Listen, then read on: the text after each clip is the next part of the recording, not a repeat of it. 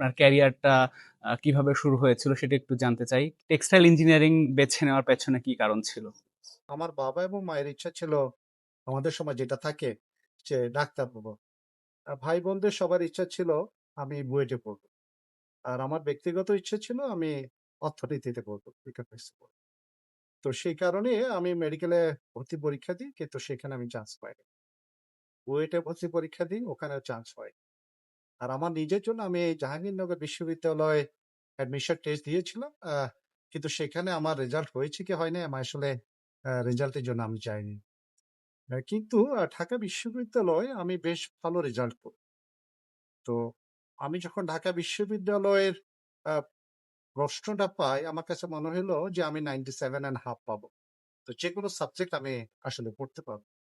কিন্তু আমি ২ টো ম্যাথস ভুল করি। তারপরেও মোটামুটি একটা ভালো পজিশন ছিল।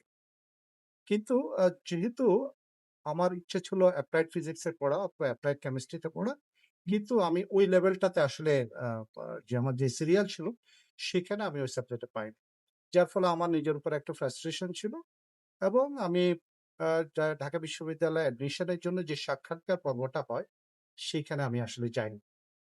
তারপরে প্রায় ১৫ দিন পরে আমি ঢাকা বিশ্ববিদ্যালয়ে যাই। কারণ আমার অন্য কোনো জায়গায় আমি অ্যাডমিশনও দিই নাই এবং আমার কোথাও হয়ও নাই। যেটা আর অন্য কোথাও জায়গায় অ্যাডমিশন নেওয়া হয়নি। তো তখন কি করব? আমার ইচ্ছা ছিল যে আমি আসলে ১ বছর পরে আবার ভর্তি পরীক্ষা দিব।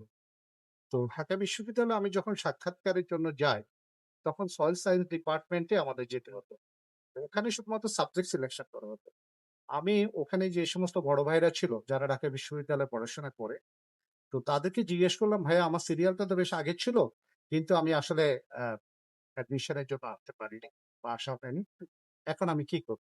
উনি বলল যে, "এখন যে এভেইলেবল যে সাবজেক্টটা আছে, তুমি সেই সাবজেক্টটা পাবে। কিন্তু কেউ যদি মাইগ্রেট করে, তখন তুমি আ তোমার ডিজায়ার ওই সাবজেক্টে জায়গাটাতে হয়তো যাওয়ার সুযোগ। যেতে পারো।" তারপরে উনারা জিজ্ঞেস করলো যে, "আসলে তুমি আর কোথাও চান্স পেয়েছো?" তো আমি বললাম যে, "আমি কোটেক্স এ পরীক্ষা দিয়েছি। আ কিন্তু সেখানে আমার ওয়েটিং লিস্টে আছে।" তো ওখানে প্রায় ১৭-১৮ জন মানুষ ছিল, স্টুডেন্ট ছিল। তারা সবাই মিলে বলল যে, "কুটেক্স এ যদি চান্স পাও, তাহলে ঢাকা বিশ্ববিদ্যালয়ের যেকোনো সাবজেক্টে হোক এখানে আসার প্রয়োজন নেই।" এবং ১৭-১৮ জনের সবাই মিলে একই কথা বলল। তো আমি যেটা করলাম, সাক্ষাৎকারটা না দিয়ে আমি বুটেক্সে আসলাম। এসে দেখলাম যে আমার যে যে আমি ওয়েটিং লিস্টে ছিলাম সেখান থেকে আসতে পেরেছি। তো সেখানে ওয়েটিং লিস্টে আমার সিরিয়াল ছিল প্রায় 33 এবং ওই বছর ৩৪ জনকে ওয়েটিং লিস্ট থেকে নেওয়া হয়। আমি হলো শেষ ব্যক্তির আর আর আগের জন যিনি আসলে বুটেক্স এর চান্স পায়।